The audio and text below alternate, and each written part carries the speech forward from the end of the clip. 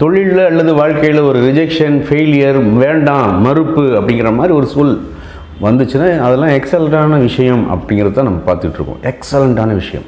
இது 6வது பார்ட்டு. நம்ம சேனலை சப்ஸ்கிரைப் பண்ணாதவங்க சப்ஸ்கிரைப் பண்ணிக்கோங்க. உங்களுடைய கமெண்ட்ஸ்லாம் எங்களுக்கு ரொம்ப ரொம்ப முக்கியமானது. ஒரு ரிஜெக்ஷன் என்னெல்லாம் நமக்கு உணர்த்துது? சில பேர் வந்து ஒரு மீட்டிங் வச்சுக்கலாம், அது சரியில்லை, இது சரியில்லை அப்படின்னு அவங்க வந்து ஒரு உறுதிப்படுத்துகிற ஒரு ஆளாக இருக்க மாட்டாங்க. ஒரு இந்த விஷயத்தை அங்கீகாரம் கொடுக்குற ஒரு ஆளாகவே இருக்க மாட்டாங்க. ஆனால் அவங்க வந்து நம்மக்கிட்ட திருப்பி இது சரியில்லை, அது சரியில்லை, அது சரியில்லை, இது சரியில்லை அப்படின்னு சொல்லிக்கிட்டே இருப்பாங்க. அது ஃபேமிலியாக இருந்தாலும் சரி, பிஸ்னஸாக இருந்தாலும் சரி.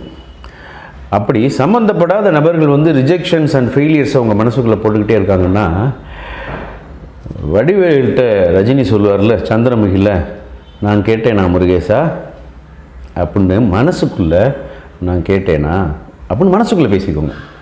அவங்களாம் சின்ன குழந்த மாதிரி அப்படின்னு நினச்சிட்டு அவங்கள தூரமாக தூக்கி வச்சுட்டு அவங்களுடைய அந்த சொற்களை எல்லாம் உள்ள, அவங்களுடைய செயல்களை எல்லாம் உள்ளே தூக்கி வச்சுக்கிடாமல் தூக்கி ஓரமாக வச்சுட்டு, நான் கேட்டேனா முருகேசா அப்படிங்கிற ஒரு வார்த்தையை மனசுக்குள்ளே ரீவைண்ட் பண்ணிவிட்டு நாம் பாட்டுக்கு ஜம்முன்னு அடுத்த வேலையை பார்த்துட்ருக்கலாம்.